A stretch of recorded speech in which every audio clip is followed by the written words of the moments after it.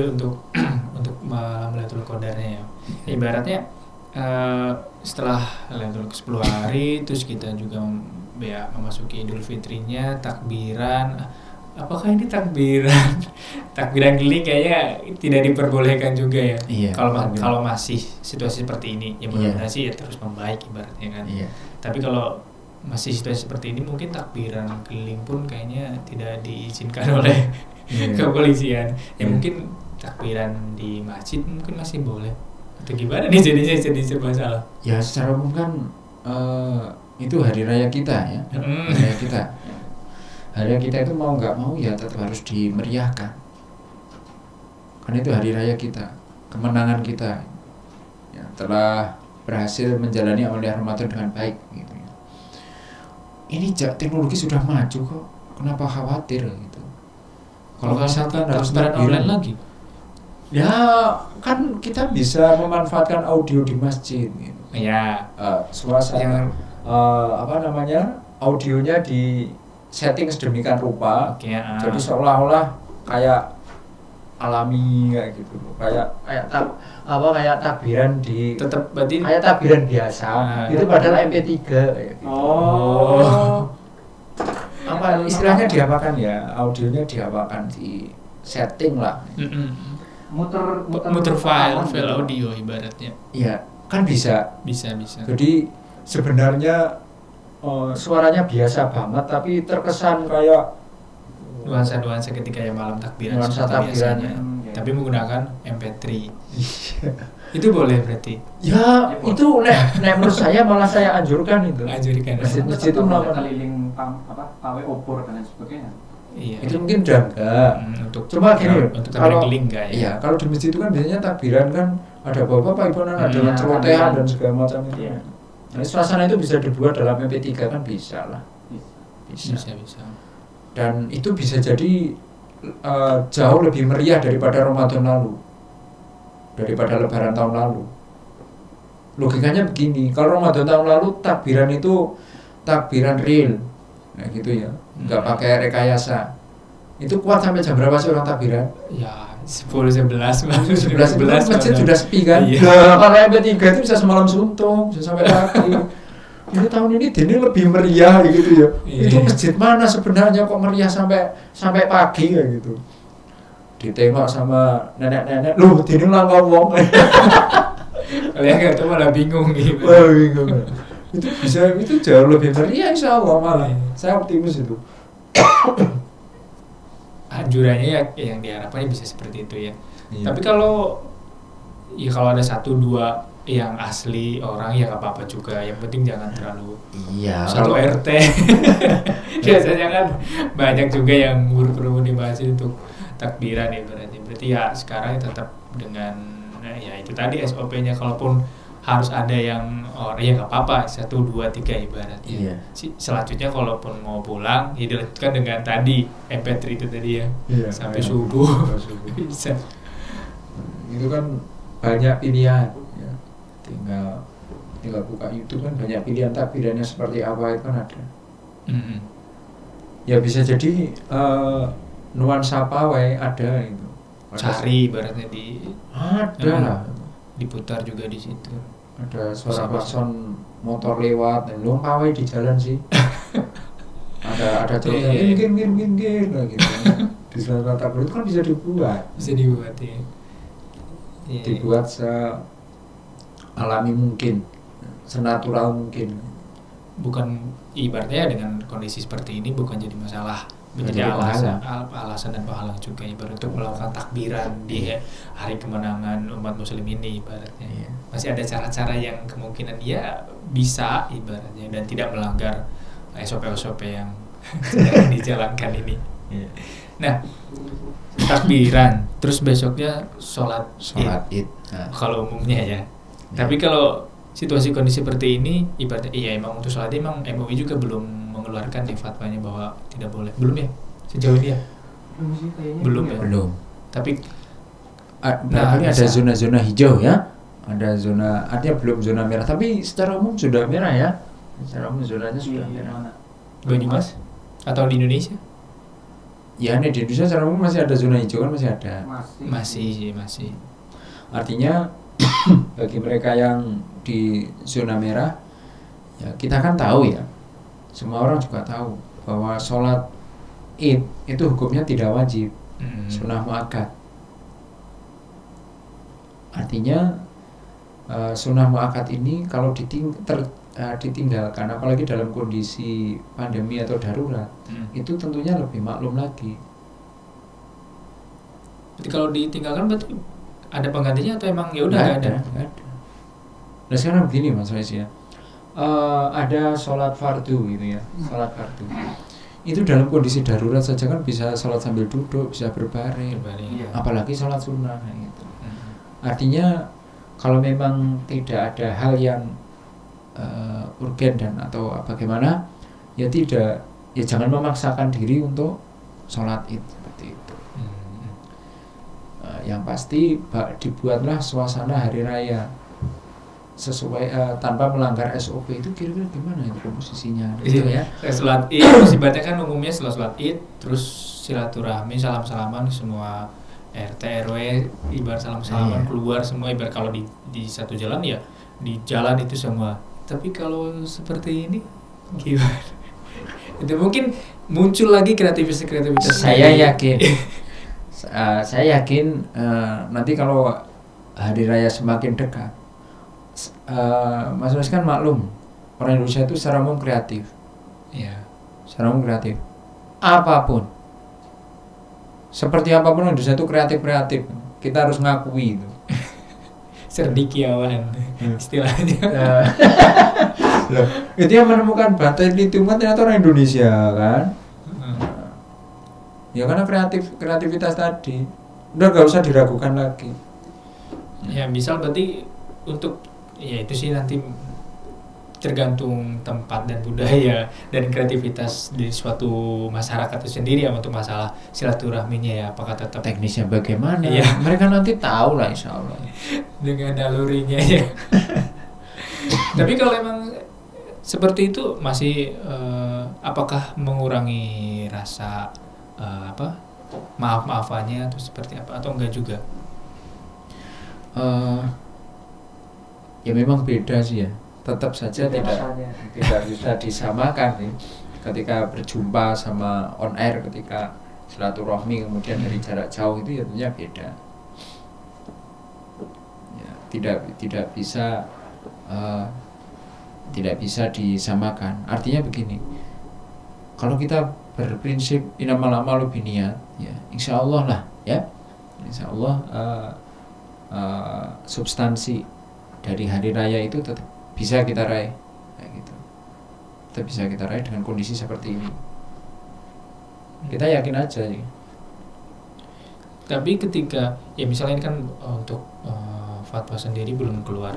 Misal kalau memang naudzubillah ya mau pahitnya tetap pemerintah melarang untuk sholat Id, tapi ketika kayak kembali lagi kayak tadi yang untuk beribadah di masjid, kemungkinan ada yang melanggar pun kemungkinan ada yang tetap ibaratnya tetap melaksanakan sholat Id itu tadi karena masyarakat mereka ataupun menyadari ataupun mengakui bahwa di daerah mereka zona aman dan mereka yang melanggar itu tadi. Daerah tertentu masih kok. Masih sih. Iya. Ibaratnya kan ini emang belum. Ibaratnya nanti ketika ada resmi tidak boleh melaksanakan sholat Id dari MUI atau dari pemerintah. Ya kembali lagi ke poin-poin tadi ya. Iya. Ya silahkan. Karena kemungkinan itu ada ibaratnya untuk. Ya, saya optimis ya, orang kearifan lokal. Itu Indonesia suruh satu irama itu susah.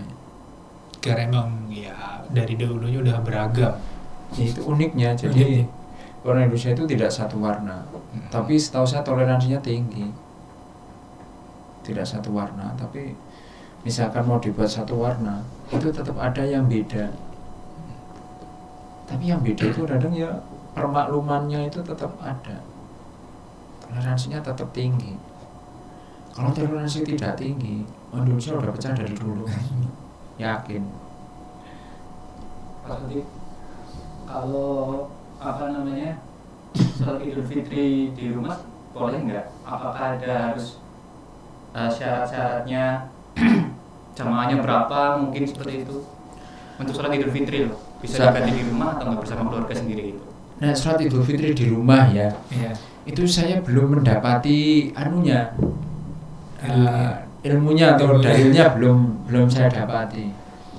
Sekarang begini ya, kalau kita belajar dari sunnah-sunnah sholat Idul Fitri, sunnah-sunnah sholat Idul Fitri itu diantaranya itu ketika mau berangkat ke tempat sholat, jalan berangkat sama jalan pulang itu beda. Itu sholat itu salah satunya. Kemudian selama Rasulullah itu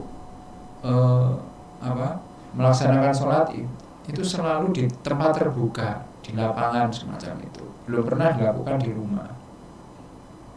Belum pernah. Karena memang begini ya, ketika pandemi itu terjadi, itu tidak ngepasi momen-momen Idul Fitri seperti ini, enggak. Nah, itu.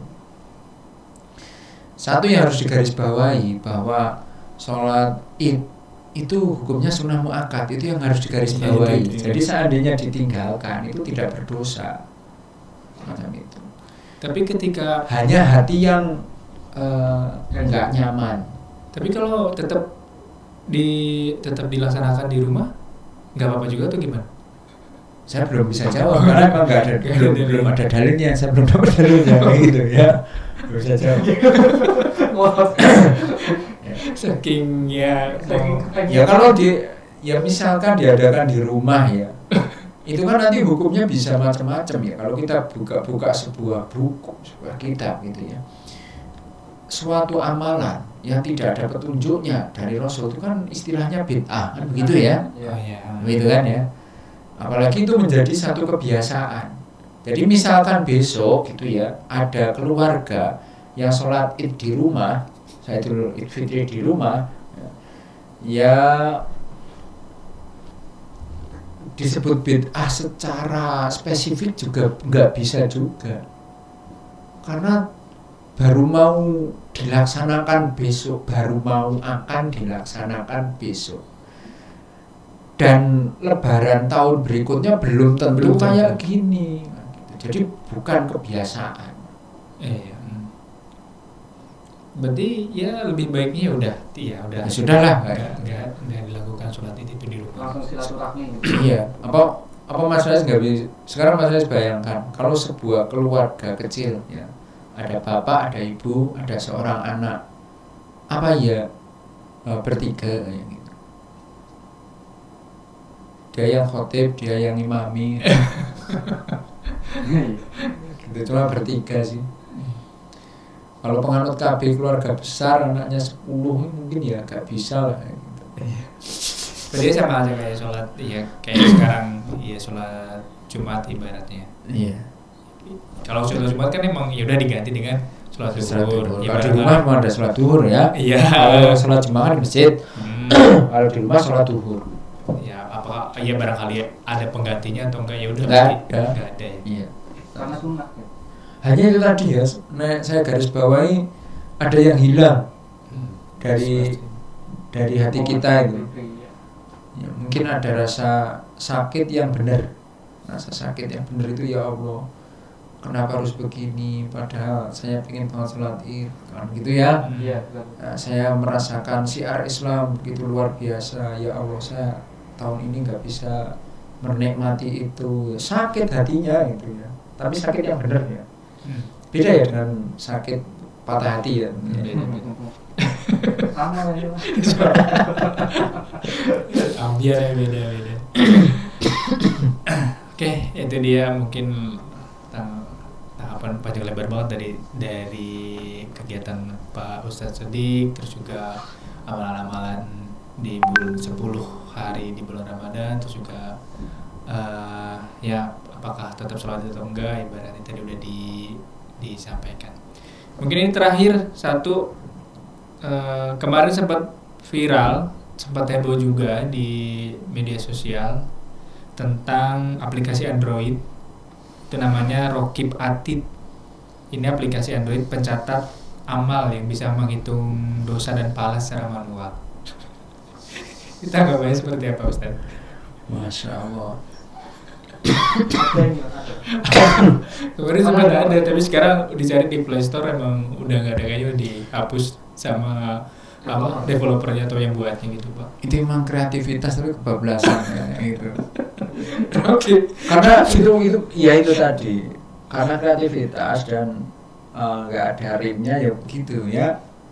Artinya nek saya husnudon, ini pembuatnya saya yakin muslim ya.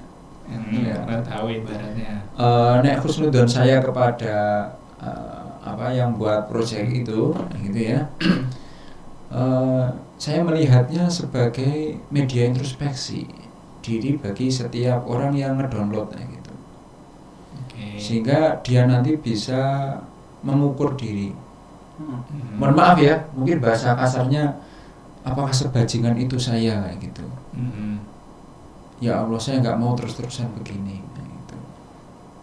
Lalu dengan aplikasi itu kan, dia bisa meniti tingkat kesolehan yang menjadi lebih baik semakin bertambah hari.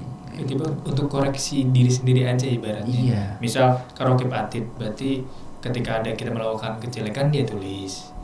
Ibaratnya kita habis melakukan sebuah kedoliman, keburukan ya ditulis. Terus nanti malamnya dibaca, wah hari ini kedoliman saya banyak sekali, kejelekan saya banyak sekali gitu ya. Buat renungan dan koreksi diri aja dulu untuk husnuzon ya. Iya. Saya belum ngerti ya itu sebenarnya konsepnya gimana. Kalau itu misalkan di download itu konsepnya gimana? Iya. Sudah pernah download? Belum sempet sih kemarin karena udah sempat dihapus dulu ya dari Play Store. Tapi menurut komentar sih ataupun orang yang download ya untuk mencatat ketika kita melakukan hal baik ataupun mencatat hal yang buruk sesuai job desk-nya mereka. Tapi mungkin itu Pak, judulnya mungkin ya, judul aplikasinya yang provokatif gitu lah, menyalahi ibaratnya menyalahi malaikat gitu. Iya sih bahasanya itu sudah melanggar etika akidah semacam itu. Tapi aplikasi seperti ini, saran saya ya, saya sepakat itu bagus, ganti saja namanya. Gitu. Ganti saja mungkin ya. Karena aplikasi koreksi diri seperti itu kan, ya perlu juga kita gitu. Perlu. Memang. Karena kalau kita kita nggak bisa menilai diri kita. Kita kan selalu menilai diri kita mesti yang terbaik begitu kan. Iya. Padahal orang lain itu menganggap kita itu ada boroknya. Dan kita nggak akan menyadari bahwa kita itu ternyata berborok. Gitu. Tapi di sisi lain kalau mencatat hal yang baik-baik juga kembali kepada hatinya. Nah gitu. Kalau misalkan nyatat yang baik ya, oke hari ini misalkan saya salat berjamaahnya terjaga gitu ya. Ternyata besok bolong, itu kan terus dia astagfirullah. Kok bisa bolong? Nah, gitu kan? Ya benar-benar ya buat koreksi diri. Ya koreksi. Itu baik baik itu amal soleh maupun amal salah gitu. Dua-duanya baik.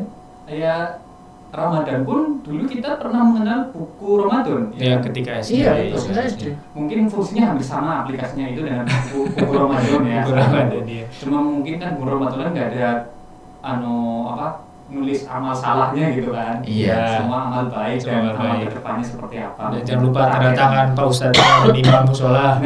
Iya. Maka mungkin ada pemirsa ini ya.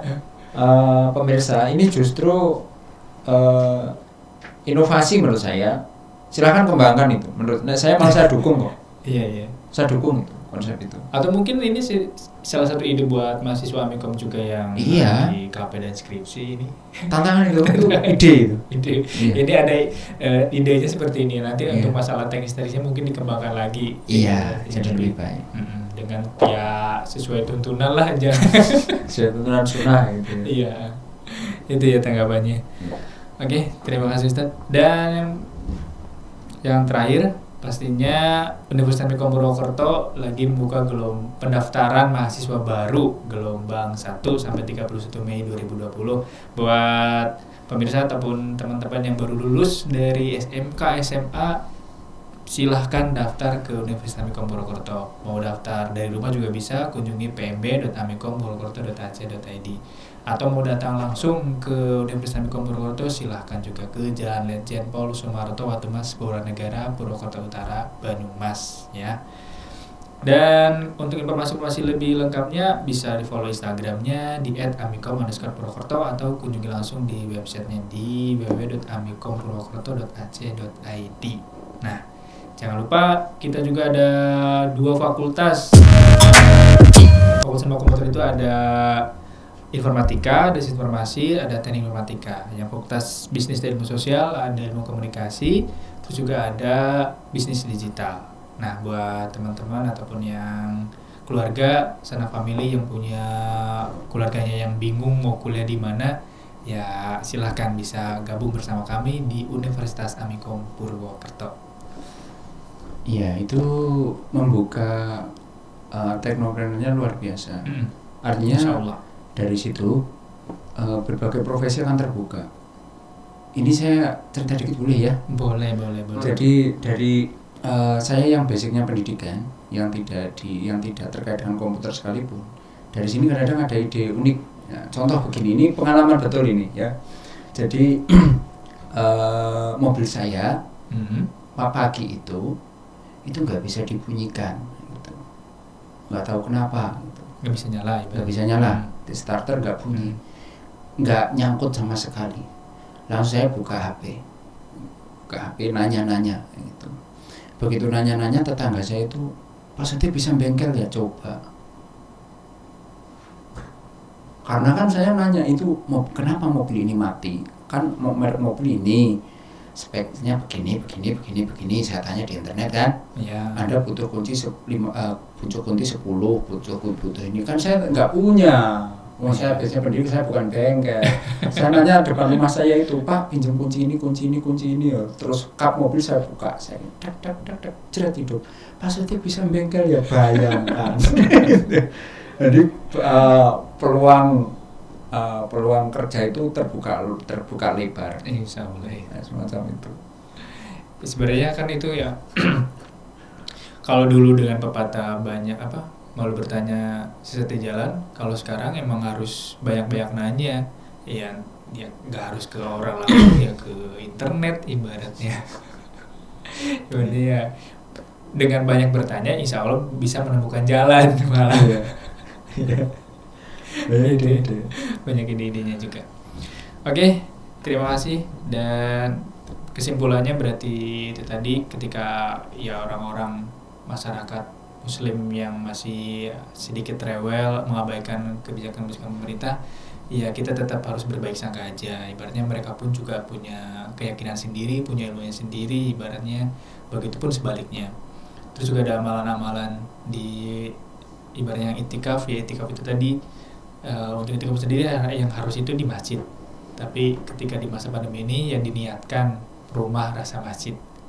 Nah, terus juga ketika nggak sholat id ataupun ketika lebaran nanti, ya udah berarti kembali lagi ke sholat itu adalah sunnah muakkad. Ibaratnya udah berarti ya tidak perlu ada gantinya gitu, sholat di rumah, memaksakan diri untuk sholat di rumah. Karena itu memang sampai ini emang belum ada juga ya. Nah, nanti takutnya salah kaprah juga ya Pak ya. Yeah. Nah, itu dia. Terus juga tanggapan tentang aplikasi Rokipati tadi. Kita tetap berbaik sangka juga, itu niatnya baik untuk koreksi diri, tapi mungkin dari segi namanya aja yang kurang, etikanya yang kurang ibaratnya ya. Saya maklum. Ya, tidak sesuai dengan ibaratnya, ya agak kontroversi juga untuk namanya. Dia punya semangat di dalam keislaman, tapi teknisnya gimana? Belum ketemu ya. Iya, dari segi nama ataupun teknis aplikasinya sendiri ya. Kalau mau dikembangkan lagi dengan sesuai tuntutan ya bisa lebih. Malah kita dukung secara pribadi. Ya. Terima kasih, mudah-mudahan kita diberikan kesehatan selalu dalam masa pandemi COVID-19 ini, dan juga ucapkan terima kasih buat semua yang berjuang. Ibaratnya kita sama-sama berjuang juga, yang di rumah ataupun yang lagi bekerja di luar dengan tenaga medis, ibaratnya yang masih bekerja di luar karena ya untuk melanjutkan kehidupan mereka. Kita doakan semuanya, ucapkan terima kasih, doakan untuk diberikan kesehatan. Terima kasih atas perhatiannya. Mohon maaf atas segala kekurangannya. Wassalamualaikum warahmatullahi wabarakatuh. Waalaikumsalam warahmatullahi wabarakatuh.